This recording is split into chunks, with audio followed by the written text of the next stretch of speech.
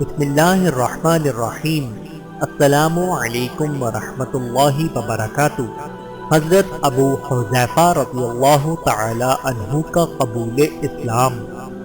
حضرت ابو حذیفہ کے والد عتبہ ان ذی اثر و رسائے قریش میں تھے جنہوں نے اسلام کی مخالفت میں اپنی پوری طاقت صرف کر دی تھی، لیکن ارادہ خداوندی میں کون مانع ہو سکتا ہے۔ خود عتبہ کے لخت جگر حضرت ابو حذیفہ نے اس وقت داعیے اسلام کو لبیک کہا جبکہ بظاہر اس دعوت کے کامیاب ہونے کی کوئی صورت نہ تھی، اور فرزندان توحید کی ایک نہایت مختصر جماعت قسم پرسی کے ساتھ اسیر پنجہ ظلم و جفا تھی۔ حضور اکرم صلی اللہ علیہ وآلہ وسلم اس وقت تک ارقم بن ارقم کے مکان میں پناہ گزین نہیں ہوئے تھے۔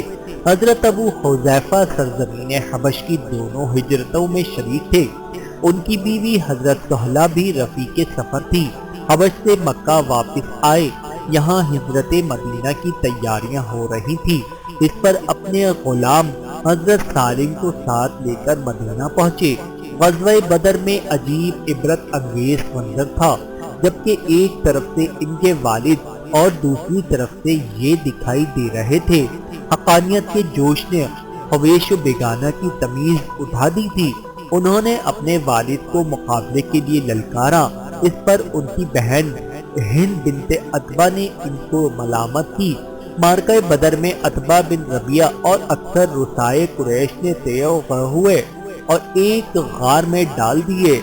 آن حضرت صلی اللہ علیہ وآلہ وسلم نے فردن نام لے کر فرمایا، اے عتبہ، اے شیبہ، اے امیہ بن خلف، اے ابو جہل، کیا تم نے وعدہ الہی کو حق پایا؟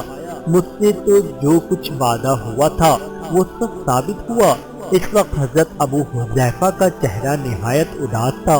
حضور اکرم صلی اللہ علیہ وآلہ وسلم نے غمگین دیکھ کر پوچھا، اے ابو حذیفہ، شاید تم کو اپنے باپ کا کچھ افسوس ہے؟ عرض کی، خدا کی قسم نہیں، مجھے اس کے مقتول ہونے کا صدمہ نہیں ہے، لیکن میرا خیال تھا کہ وہ ایک ذی عقل، پختہ کار و صاحب رائے شخص تھا۔ اس بنا پر امید تھی کہ وہ دولت ایمان سے متمتع ہوگا، لیکن جب حضور اکرم صلی اللہ علیہ وآلہ وسلم حالت کفر پر اس کے مرنے کا یقین دلا دیا تو مجھے اپنے غلط توقع پر افسوس ہوا۔ حضرت ابو حذیفہ رضی اللہ تعالی عنہ پر اللہ رب العزت کی کروڑوں رحمتیں نازل ہوں، آمین ثم آمین۔